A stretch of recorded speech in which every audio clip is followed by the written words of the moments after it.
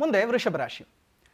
ವೃಷಭ ರಾಶಿಗೋ 11ನೇ ಮನೆಯಲ್ಲಿರುವಂತಹ ಶನಿ, ದ್ವಿತೀಯದಲ್ಲಿರ್ತಕ್ಕಂತಹ ಗುರು ಜೋನ್ನಿಂದ ತೃತೀಯದ ಸಂಚಾರ ಮಾಡ್ತಾನೆ.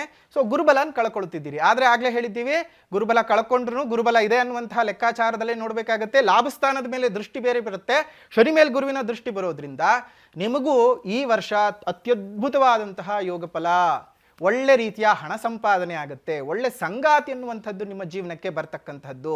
ಎಲ್ಲ ಕೆಲಸಗಳಲ್ಲೂ ಯಶಸ್ಸನ್ನು ಪಡ್ಕೊಳ್ತೀರಿ. ಹೊಸ ಇನ್ವೆಸ್ಟ್ಮೆಂಟ್ಗಳನ್ನು ನೀವು ಮಾಡ್ಕೊಳ್ಳೋಕ್ಕೆ ಚೆನ್ನಾಗಿರುತ್ತೆ. ಪಿತ್ರಾರ್ಜಿತ ಆಸ್ತಿಯಲ್ಲಿದ್ದಂತಹ ಅನೇಕ ತೊಂದರೆ ತಾಪತ್ರೆಗಳೆಲ್ಲ ನಿವಾರಣೆ ಆಗುತ್ತೆ. ಸಂತಾನಾಪೇಕ್ಷಿಗಳಿಗೆ ಶುಭ ರೀತಿಯಾದಂತಹ ಸಂತಾನದ ಸೌಭಾಗ್ಯ ಸಿಗತಕ್ಕಂತಹದ್ದು. ತುಂಬ ದಿವಸಗಳಿಂದ ಮದುವೆ ಆಗದೆ ಒದ್ದಾಟ ಮಾಡಿ ಮಾಡಿ ಮಾಡಿ ಮಾಡಿ ಸಂಬಂಧಗಳ ಮೇಲೆ ಸಂಬಂಧಗಳು ಬರ್ತಾ ಇರುತ್ತೆ, ಒಪ್ಪಿಗೆ ಆಗ್ತಾ ಇರೋದಿಲ್ಲ. ಅಂಥದ್ದೆಲ್ಲವೂ ಸಹ ನಿವಾರಣೆ ಆಗುತ್ತೆ. ಒಳ್ಳೆ ರೀತಿಯಲ್ಲಿ ನಿಮ್ಮ ಜೀವನ ಬೆಳವಣಿಗೆ ಅನ್ನೋದು ಕಾಣುತ್ತೆ. ಅದರಲ್ಲೂ ವಿದ್ಯಾರ್ಥಿಗಳಿಗೆ ಹೈಯರ್ ಸ್ಟಡೀಸ್ ಮಾಡೋದಕ್ಕೆ ತುಂಬ ಚೆನ್ನಾಗಿರ್ತಕ್ಕಂಥದ್ದು ಈ ವರ್ಷ.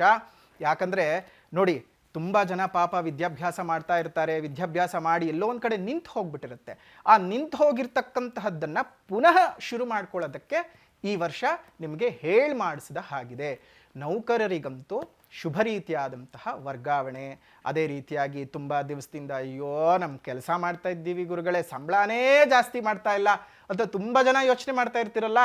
ಸಂಬಳನೂ ಜಾಸ್ತಿ ಆಗುತ್ತೆ, ನಿಮಗೆ ಬೇಕಾಗಿದ್ದ ಕಡೆ ಟ್ರಾನ್ಸ್ಫರ್ ಆಗುತ್ತೆ, ಒಳ್ಳೆಯದಾಗಲಿ.